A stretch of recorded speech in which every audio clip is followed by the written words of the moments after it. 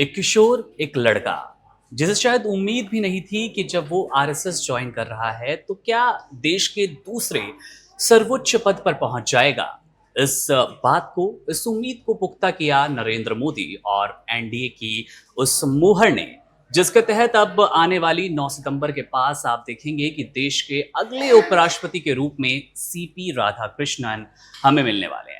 4 दशकों से ज्यादा राजनीतिक सफर, एक अच्छा खासा अनुभव, झारखंड महाराष्ट्र के राज्यपाल का अनुभव, इसके साथ ही आप ओबीसी समुदाय से उन्हें जुड़ा पा सकते हैं। वहीं पर एक अच्छी साफ सुथरी छवि, तमिलनाडु में अच्छी पैठ और इसके अलावा नरेंद्र मोदी की पसंद, तमिलनाडु के पोस्टर बॉय, तमिलनाडु के मोदी राधाकृष्णन। अब वजह क्या है, क्योंकि हम आपको आसान भाषा में अपनी वीडियो देने की कोशिश करते हैं, वो कौन सी वजह है जिसके तहत सीपी राधाकृष्णन अब देश के अगले उपराष्ट्रपति हो सकते हैं। अब हम सीधे अगले उपराष्ट्रपति क्यों कह रहे हैं ये भी थोड़ा सा क्लियर कर दें, क्योंकि जिस तरह का संख्या बल एनडीए के पास मौजूद है सदनों में, दोनों में, राज्यसभा हो वो लोकसभा हो, उस हिसाब से आसानी से एनडीए अपना अगला उपराष्ट्रपति बनाने जा रही है। हमारे साथ हैं केशव जी, वो आपको बताएंगे आसान भाषा में वो कारण क्या रहे जिसके तहत सीपी राधाकृष्णन का नाम अगले उपराष्ट्रपति के लिए आया।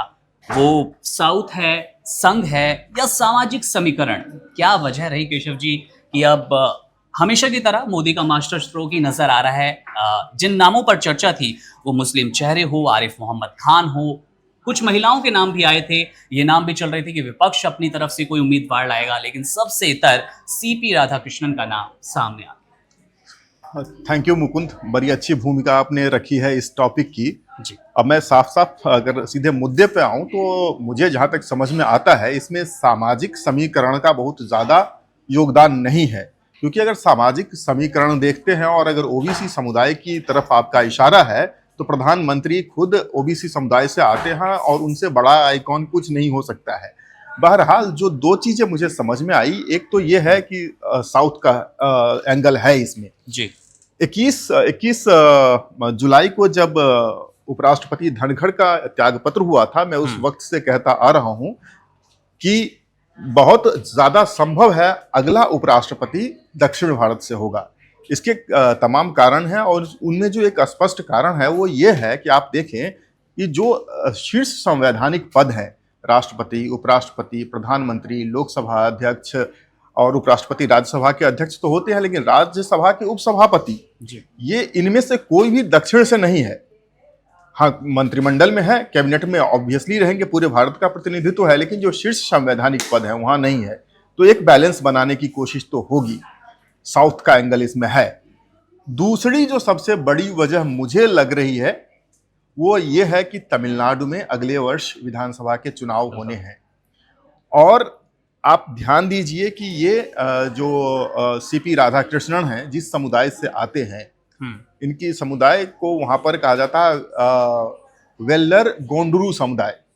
ये ओबीसी समुदाय है और इस आपको एक बात और मैं यहाँ पर याद दिलाना चाहूंगा कि पिछली बार जब अन्नामलाई के नेतृत्व में भाजपा थी तो एडीएमके के साथ भाजपा का गठबंधन टूट गया था तमिलनाडु में। उसकी एक बड़ी वजह यही समुदाय है।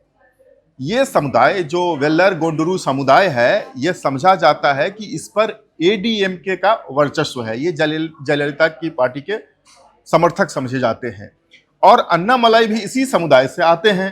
तो अब लगा एडीएमके को कि हमारा वोट बैंक कहीं भाजपा अन्नामलाई के नेतृत्व में हथिया न ले।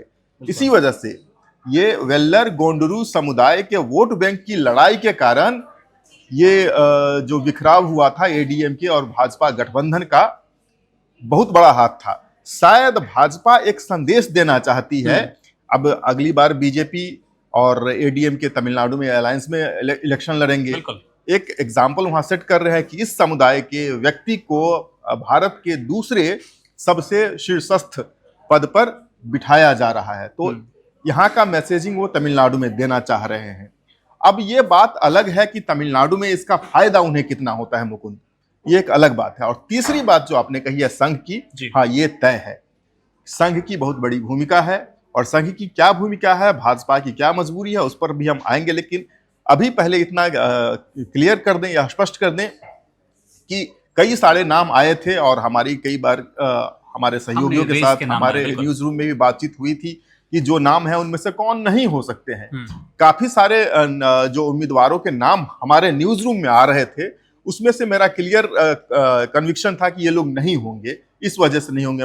मैंने उसमें वजह भी बताई थी। हाँ, ये तय है कि संघ ने इस बार बहुत स्पष्ट कर दिया था कि अब शीर्षस्थ पद पर जो भी व्यक्ति होगा वह संघ की विचारधारा से ही होगा। बिल्कुल।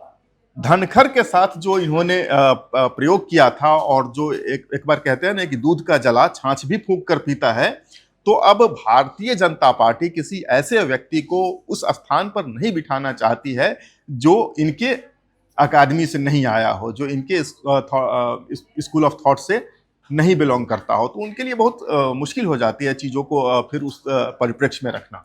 जाहिर तौर पे डीएमके को लेकर भी साफ नजर आ रहा है कि अब किस तरह की दुविधा में वो नजर आएगी। तमिलनाडु से आते हैं, जन्म तमिलनाडु में हुआ, अच्छी पैठ है क्योंकि बीजेपी के पास ना नंबर है तमिलनाडु में, ना सत्ता है। तो डीएमके की कितनी दुविधा बढ़ने वाली है। आपने गठबंधन का जिक्र किया, गठबंधन टूटने के बाद अब जितना दमदार नजर आ रहा था डीएमके, उस पर कितना प्रभाव पड़ने वाला है। टू बी वेरी ऑनेस्ट, मैं जितना तमिलनाडु की राजनीति को समझता हूं, मुझे देश के दक्षिणी हिस्सों में रहने का भी मौका मिला है और मैंने वहां की राजनीति को समझने की कोशिश की है, तो मुझे ये नहीं लगता है कि तमिलनाडु की राजनीति पर इसका बहुत ज्यादा असर पड़ने वाला है। पर्टिकुलरली डीएमके के वोट बैंक पर। डीएमके का अपना वोट बैंक है, वो उनकी अपनी नीतियां हैं, उसी नीति पर द्रविडियन मॉडल पर वो वोट मांगते हैं और उनको वोट मिलते भी हैं, वो जीतती है, हारती है।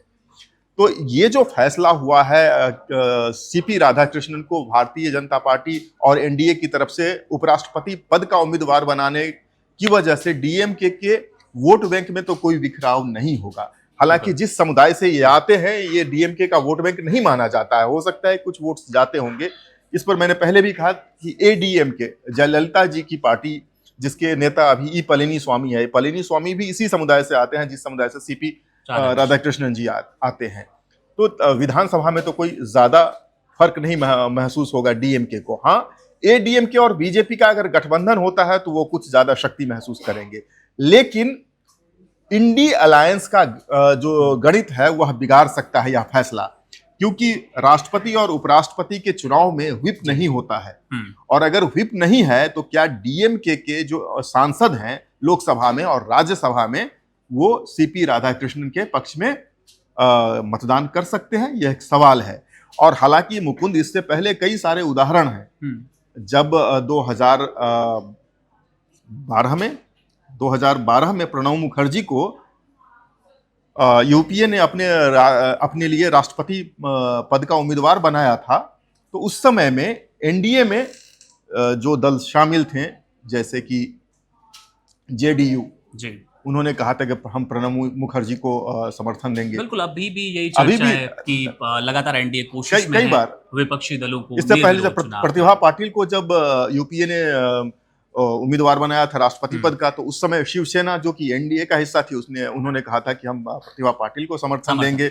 इससे पहले द्रौपदी मुर्मू को जब फिर से एनडीए ने अपना उम्मीदवार बनाया था राष्ट्रपति पद के लिए, तब भी जो यूपीए के दल हैं उन्होंने इन्हें समर्थन दिया था। इनफैक्ट झारखंड में हेमंत सोरेन है, झारखंड की राज्यपाल थी द्रौपदी मुर्मू, उन्होंने उस नाते कहा था कि हम समर्थन करेंगे।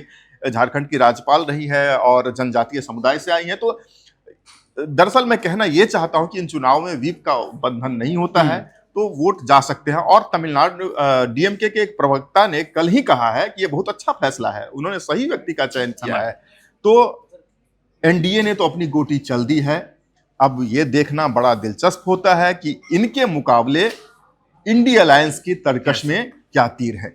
बिल्कुल, इंडिया अलायंस पर अब सबकी नजर रहने वाली है, क्योंकि दोनों सदनों के जिस तरह से समर्थन संख्या आप जैसे समझ पाए मिलने वाले हैं, उस हिसाब से एनडीए अपना अगला उपराष्ट्रपति बनाने जा रहा है। लेकिन जैसा कि केशव जी ने भी बताया, पूरी कोशिश है एनडीए की कि एक बार फिर ये चुनाव निर्विरोध हो जाए। निर्विरोध कैसे हो जाए? ज्यादा से ज्यादा विपक्षी दलों को, वहां के सांसदों को जुटाया जाए कि वे सीपी राधाकृष्णन के पक्ष में अपना समर्थन दें, अपना वोट दें, जिससे ये उपराष्ट्रपति चुनाव आसानी से हो जाए। उम्मीद करते हैं आपको वो कारण समझ आ गए होंगे, वो ओबीसी समुदाय का पक्ष हो, तमिलनाडु में पैठ हो, आरएसएस का लगाव हो या प्रधानमंत्री नरेंद्र मोदी की पसंद हो। आखिर क्यों सीपी राधाकृष्णन अगले उपराष्ट्रपति पद की तरफ बढ़ने जा रहे हैं। मेरा नाम है मुकुंद, हमारे साथ थे केशव कर्णा। आप बने रहिए वन इंडिया के साथ। शुक्रिया।